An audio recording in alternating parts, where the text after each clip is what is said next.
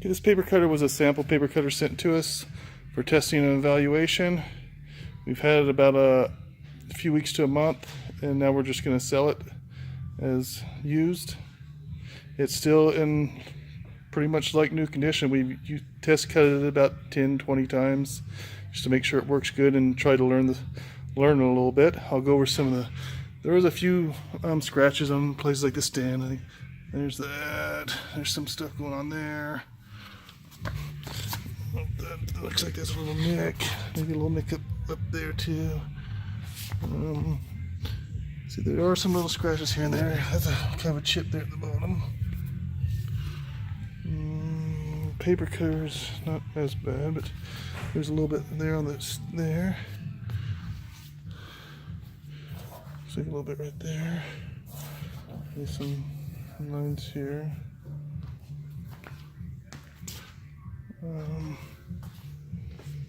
That's maybe a little one right there. A little bit going on there. Not too bad, but there are a few chips here and there. I'll try to put some other pictures in there of the chips, but I'm just going to go over this and try to tell you everything I know about it, because there is no owner's manual for this, so this will be your owner's manual of this video.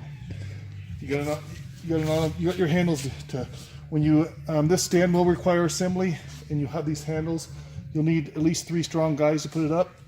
We recommend a strong guy here on this corner. You got a handle here, under here, and a handle here. So one guy can lift here, another guy in that corner.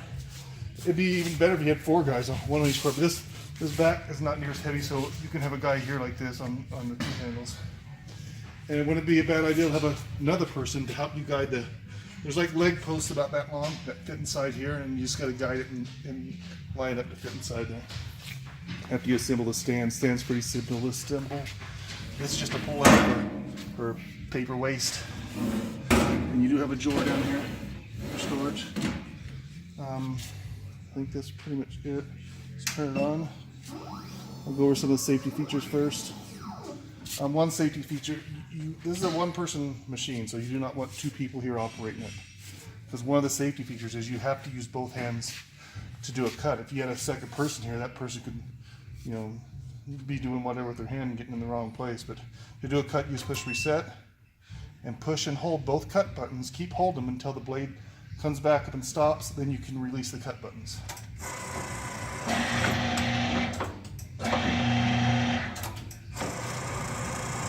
That's pretty much it on that. And I'll do if you can put your hand, like there's an infrared right here, as you can see. See this green light here?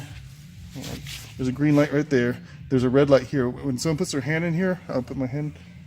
You can see how anywhere in here, it turns red. Once that detects a hand or anything like that, anything in here, it will kill the cut immediately. And I'll do a sample cut, and I'll have the camera holder put his hand in there during the cut, but not near the blade, just to activate it. Ready? Okay, he put his hand there and it stopped. It does an E1 fault, infrared. It says infrared, so it's just your infrared grid. Something broke the infrared and made it stop. Okay, here's your reset button. I'm gonna go a little further with it. I can reset it now and the clamp would go up, but I'll go a little further with it and let the blade come down. You get your reset button. This is basically for like if you're cutting through a stack of paper or whatever and it gets stuck for some reason. The number 1 reason why it would get stuck is you got a dull blade, you haven't changed in a year or 2, and it's just dull and it's having a hard time going through a stack of paper and it just gets stuck. Here's your reset button, it'll just reverse it back up. So you can get the old stack out and change your blade if that's what you need. Okay, you do have a paper push here. If you activate it, a little arrow will appear there with a number 100 next to it, an arrow going down on number 100. If you push it, it'll go off. When it's activated and the 100 and the arrow down is on, basically after, like right now it's at the 18-inch mark. If I did a cut, after the cut's over, it's gonna push the paper stack forward 4 inches. You can hear it moving in there.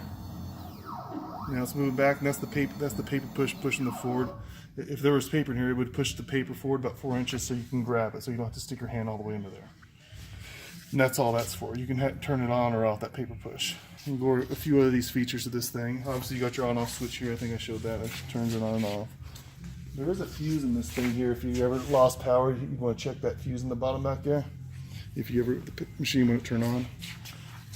These are just forward and back on your paper push. Just push and hold.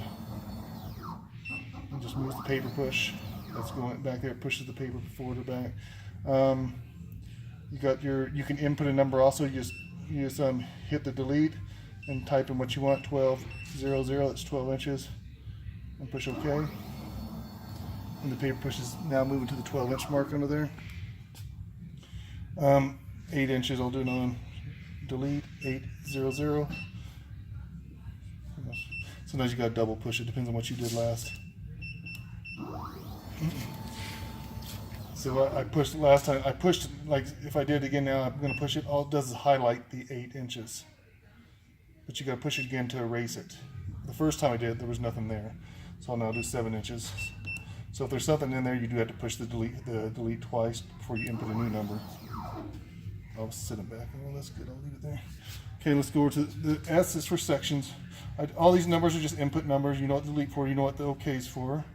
I'll push the. Right now it's in M. You can see it right. I don't know if you can see it, but there is an M there with a box around it, and that's the M right there. This is auto or manual mode. It's in manual right now, and that's just basically you type in the number you want and let the paper push go to it. I'm going to put it in auto mode. It's A there now, and it comes up with these things. You want to push delete to highlight those dashes there, and that you input your first number, and I'll do 16 inches. And this is for something like if you have something you cut the same all the time, and you have multiple cuts that you need to do in a certain order. I'm going to put in 16 and then push OK, and it'll jump down to the number 2 spot, and I'll push 1400 and I'll push OK. I'll jump down to number 3 spot and I'll push 1200. These are the cut links I'm putting in, and I can go all the way up to 20 different inputs, I believe. And once you put your last input in, you push the OK twice. You push once to enter your last, and push it again to let it know you're done. And once you do that, the paper push is going to move to your first cut, which is 16 inches in this case. You put the paper in there, you do your cut. Now the paper push is going to move to the 12-inch, 14-inch mark, and to do your next cut, once you do that, it'll move to the 12-inch mark. Once you do that, in this case, it'll be done because I only input at 3, and it'll move back to the 16-inch mark. Okay, so for now I'm just going to delete all this out. Okay, it's on memory point 1. I think there's 20 memory points in here to where you can do 20 different memory points to have memorized in here. I just delete the first one out. You can jump between memory points using this 2. It's still on highlight there, so I need to push OK to get out of it. Now it's not highlighted. Now you can use the 2 and 9 to jump between memory points. Like it's on 1 now, and I'll go down to, there's 10. Oh, looks like there's only 10, sorry, there's only 10 memory points. So it's on 1, 2, there's 10, 9, 8, 7, 6, 5. Back to 1, memory point 1. So there's 10 memory points in here. And then there's also sections. Go to S for sections. And all sections is if you want to start at a certain cut, and then after that cut like for instance 1 inch off the paper multiple times in a row, or a 1/2 inch multiple times in a row. So I'll start at 16 inches. I got to highlight it first, push that. Sometimes you got to double push it to highlight, depends on if there's something already on the screen. So we'll start 1600, and we'll enter it. And then there's just one other entry. That's your start point. One other entry is what you want your cut increments to be. And in this case, I'm just going to do 1 inch, 100, and just hit OK. It's going to move to the 16, put the paper in, do a cut, and it's going to move forward to the 15 because it's 1 inch increments. It's going to do a cut, and it's going to move 14, 13, 12 on down the line. Take it. You could put a 1/2 inch, a 1/4 inch, anything in there, depending on what you want to do, 2 inches on the increments, and you can start wherever you want. Okay, so I'm going to delete that and clear it out. Okay, they're both cleared out.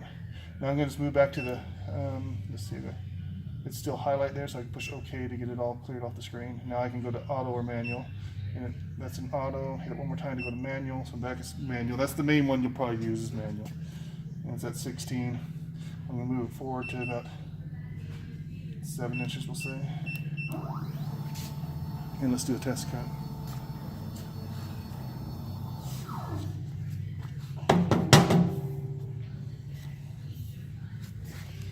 You got teeth on those things. I like to keep it towards the center somewhere. I mean, you do have a paper jogger if you need it. It's going to come with it. And it's basically just this right here, and you're just going to make sure it's all the way good for the paper push.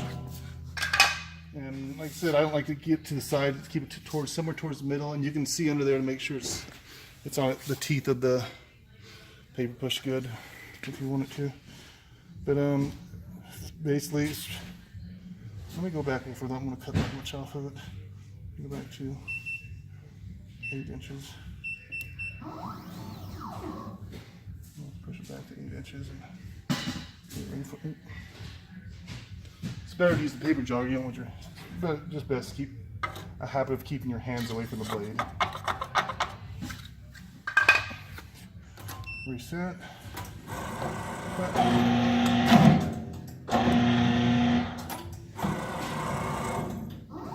I have this paper push activated, so it's pushing it forward 4 inches for me.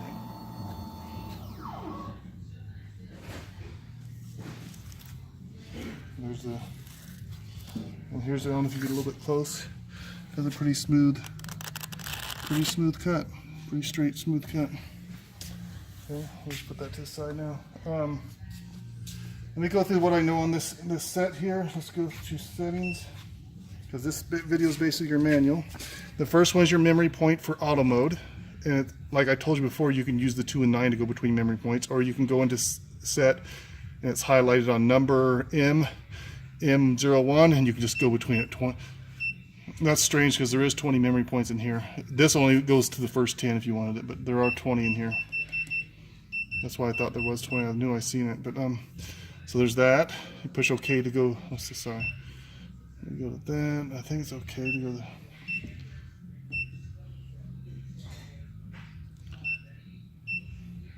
Oh, you press set again to go to the next one. I couldn't remember. Okay, it's on when you first put it, it's on that, and I push set again to jump to deep. Deep is the pressure the blade will come down. I got it set to 20. That's pretty standard. If for some reason you can't, it doesn't make it all the way through the paper, first you want to make sure you got a blade that's sharp. Then otherwise you can increase the pressure. I think it goes up to 30, I believe. 30 is the max.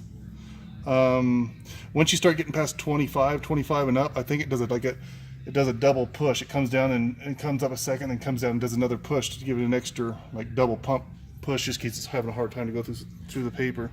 But when it gets to like that, you might want to check your blade to make sure it's a sharp blade.